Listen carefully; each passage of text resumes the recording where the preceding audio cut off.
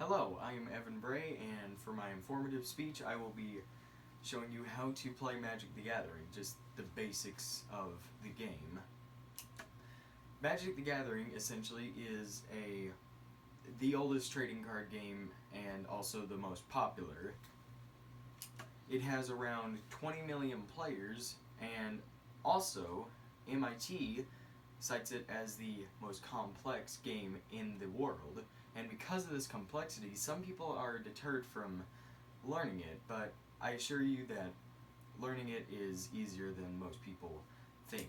So today I will be laying down the basic foundations of the game, those being what is the game and how to win, the anatomy of a Magic card, the basic actions and functions of a card, and how to go about a turn of Magic. Now first I gotta explain what Magic is. Magic is a collectible trading card game that was made in 1993, so it is 26 years old now. And with that age, it is sure to rack up some complexity, with 20,000 cards being in the current lexicon of cards. And the ways to play the game are, there is usually one way to play the game, that being a 60 card deck with up to 4 copies of each card in it, other than basic lands, which is something I will elaborate on a little later. Now, the game consists usually of just you versus one opponent, and you trying to get that opponent from 20 life to 0 life, and you do this using spells, creatures, and other nifty mechanics that could be found in the game. And at the beginning of the game, you and your opponent draw 7 cards, and you randomly decide who goes first, and the game starts. Now, to understand how things work in Magic, you gotta understand the anatomy of a card. And the way I was told about it was split up into 3 horizontal sections. The top third consisting of the card name and cost, and the middle section consisting of art and typeline, and finally the bottom section consisting of text box as well as power and toughness, as long as the card is a creature. Now, the top third of the card houses the card name and the card cost, which consists of symbols and a number in a gray circle. And the middle part of the card, first off, in the middle part of the card is the card art, which is something that just doesn't have a lot of effect on actual gameplay. Now, the typeline is where things, rules-wise, start getting really interesting. First, it houses the card type, as seen on the left side of it, and following a dash or a hyphen is the subtype of the card. And then finally is the set symbol, which also is a thing that doesn't have any relevance to the game. Now, there are 7 types of cards that are illustrated by the card type part of the type line, which are basic lands, just lands in general, lands, creatures, planeswalkers, instants, sorceries, enchantments, and artifacts. And now to the bottom third. The bottom third of the card consists of the text box, as well as the copyright information, which has no relevance in gameplay, as well as the power and toughness, which only shows up on creature types anyway. But the text box of the card is what the card does word for word. Now, getting to the main functions of the card, the biggest thing that a card does in Magic is a process called tapping. You don't just tap a card on the table, you turn the card sideways, essentially. That's what tapping is, and that signifies that the card has been used for the turn. Now, the biggest user of tapping is lands, which are the largest resource in the game, and they essentially are oil rigs that you draw energy from. And there are 5 types of lands in the game, those being plains, islands, swamps, mountains, and forests. And these different types of lands, such as forests, they produce different types of mana. Forests produce green mana, islands produce blue, mountains red, etc. And a thing about lands is that you may only tap them once per turn. Like, you can't tap a land or really any card in general in Magic more than once per turn. And with the mana that you have produced from these creatures, you can use it to pay for spells that are in your hand, or creatures, or just other things, such as if I tapped one forest, I could produce one green mana, and I could use that green mana to cast Giant Growth. But I could also tap like 6 forests to produce 6 green mana, so I could pay for a creature like Carnage Tyrant. Now, in the cost of the card, you might notice a gray circle with a number in it. That is the generic mana cost of the card. And the generic mana cost is basically just, you may pay the generic mana cost with anything. So, sticking with Carnage Tyrant, I could tap 2 forests, producing 2 green mana, and also using 4 red mana to cast it, because the generic mana cost doesn't discriminate against color. And I could also just use black mana for the cost, or white, whatever I want to use for the generic mana cost. Now, mana does not go directly to the spell that you're casting. It goes into this mystical pool called a mana pool, and it's a metaphorical tallying system, I would say, and it just tallies up how much mana you have, how much mana you have available to you, and that's where mana goes after it is tapped from a land. Now moving on from lands is the most complex card type in the game, that being creatures. And creatures, the main point about them is to attack things or to defend. And at the bottom right of the card, it shows how much the creature hits for, which on the left side of the dash in that box at the bottom right hand corner, on the left of that dash is how much the creature hits for, its power.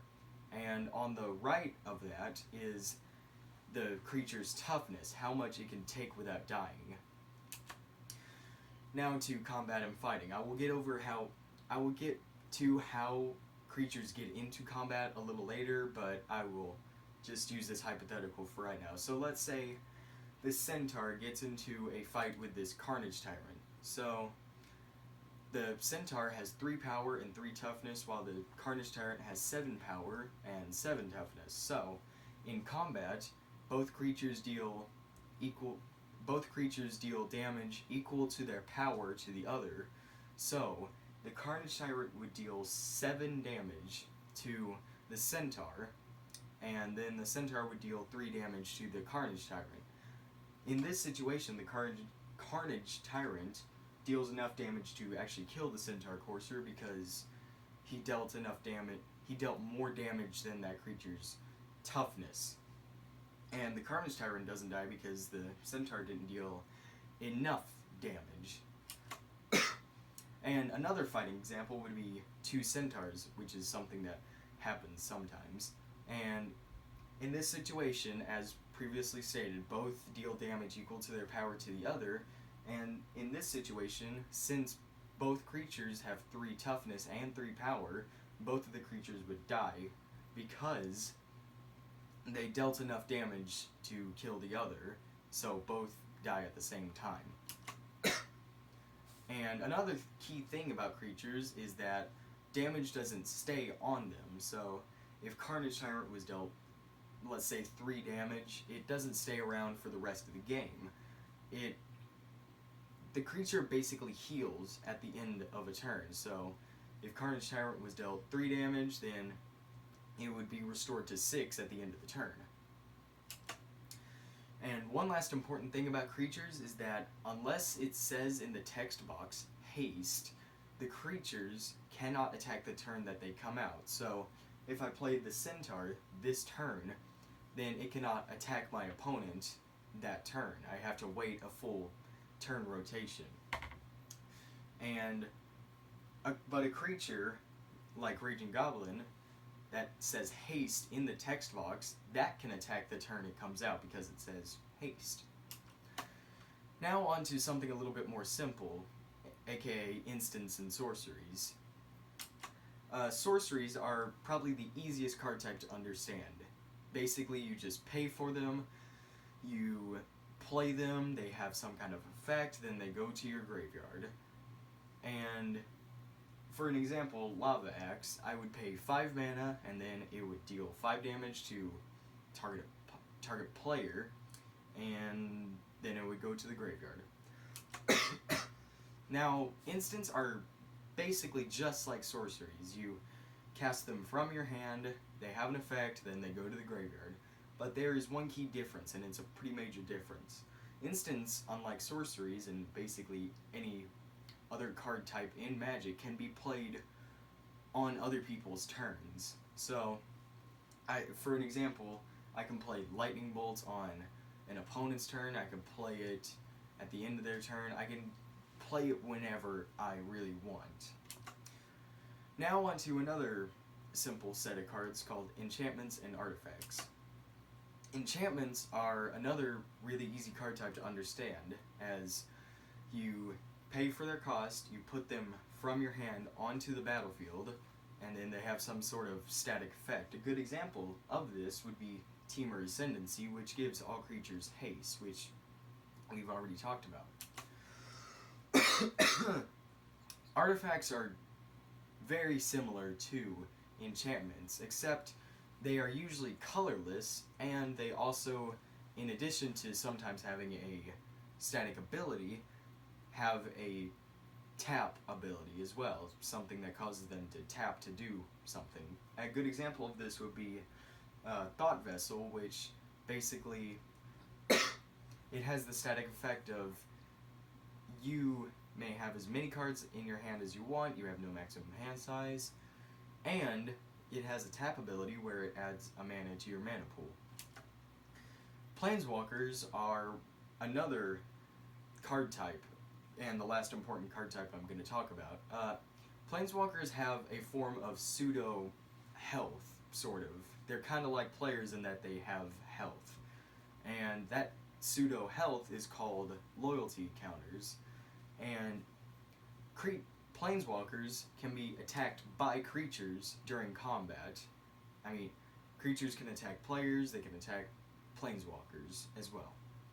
And whenever a Planeswalker is hit by a creature, the creature's power deals damage to the Planeswalker equal to the creature's power. So, in this example, like, Nicol Bolas would be dealt 3 damage, taking him down to 4 loyalty counters. And if a Planeswalker has 0 loyalty or less, that Planeswalker dies. And that's just an illustration of this sort of thing. And there are also ways for yourself to modify the Planeswalker's loyalty counters. Basically, a Planeswalker has loyalty abilities, which dictate how many loyalty counters you may put on a Planeswalker per turn or take off. Like, with Nicol Bolas, he could be +2. You could use his +2 ability to give him +2 power, or loyalty counters, I mean, so he would be raised to 9 in that situation, 9 loyalty counters. And the same principle is in the minus abilities, like his -4 ability would take 4 loyalty counters off of him, taking him down to 3. But he also has an ability, a -12 ability, which of course he doesn't have as soon as he comes out on the field, so you cannot activate a loyalty ability if the Planeswalker in question does not have that much more loyalty or more, so I can't just activate his -12 whenever he just comes out into play. Now, finally going over the basics of how to go through a turn of Magic. There are 7 parts to a turn, that being untap, upkeep, draw, first main phase, combat, second main phase, and then ending phase. And first off is the untap step. Basically, you know how cards were tapped? Well, in this step, the cards are untapped. That's essentially all it is. And this is one of those cases in which even instants cannot be played during this. There are two cases which instants cannot be played in. Now, the upkeep is kind of an odd step. Unless a card directly says that something happens during the upkeep, nothing happens during the upkeep. And now the draw step. Basically, you just draw a card. That's all that you do during the draw step. And this is another case where you cannot play instants during this time.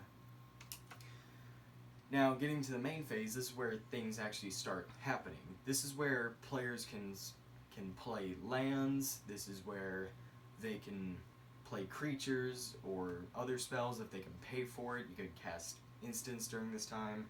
You could do a lot of things during the main phase.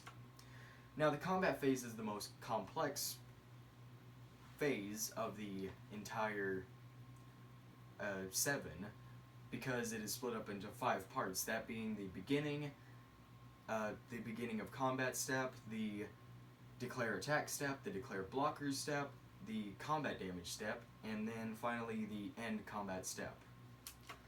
Now, the beginning of combat step it's kind of like the upkeep, in which unless a card says something happens during the combat phase, nothing really happens usually. Now, the declare attackers step is where the active player, the player whose turn it is at this point, signifies which creatures they are attacking with. A player can attack with as many or as few creatures as they want, as long as those attacks are legal, because, as stated before, creatures cannot attack the turn that they come out onto the field.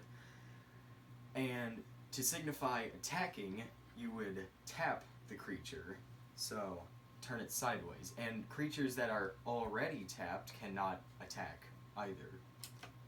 And now to the declare blocker step. Basically, the player who is being attacked declares what creatures he or she wants to block with. And another thing I forgot to mention during the attackers step is that creatures do not attack other creatures. They attack the opponent player or a planeswalker. And during this step, during the blockers step, the player who's being attacked declares what creatures they want to throw out just to not get dealt damage, essentially. So a player may block with as many or as few creatures as they want, and if a creature is tapped, that creature cannot block. Now to the combat damage step. After blockers are declared and combat is initiated, essentially, combat damage is all dealt simultaneously. So, like, in a previous example, like the Centaur versus the Carnage Tyrant, the Centaur with 3 power and 3 toughness would deal 3 damage to the Carnage Tyrant, while the Carnage Tyrant would deal 7 damage to the 3 toughness Centaur. So that would all happen at the same time. In another example, if the opponent decided not to block, the Centaur that I would metaphorically, hypothetically be attacking with would deal just 3 damage to the enemy player, and it's as simple as that. And now the end of combat step. The end of combat step is just like the upkeep and the beginning of combat step.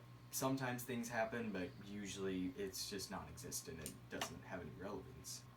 Now, after the end of combat phase is the second main phase, which essentially the second main phase is just like the first main phase, in which you can play lands, creatures, spells, you can pay for things, do activated abilities, all that stuff that you would need to do. And finally, after the second main phase, is the end step, or the cleanup step, which it's called the cleanup step because everything is basically cleaned up. It's a new slate. So, as already established, creatures that were dealt damage are returned back to normal, and their damage doesn't matter really anymore. And also, in the cleanup step, if a player has more than 7 cards in their hand, then that player discards down to 7 cards. So let's say I have 9 cards in my hand, then I would discard 2 cards to go back down to 7, and that's essentially the last thing you would need to do in a turn. And that's basically all of the main foundations of the game. The main elements, that being what the game is and how to win, the anatomy of a card, the functions of it, and how to do a turn.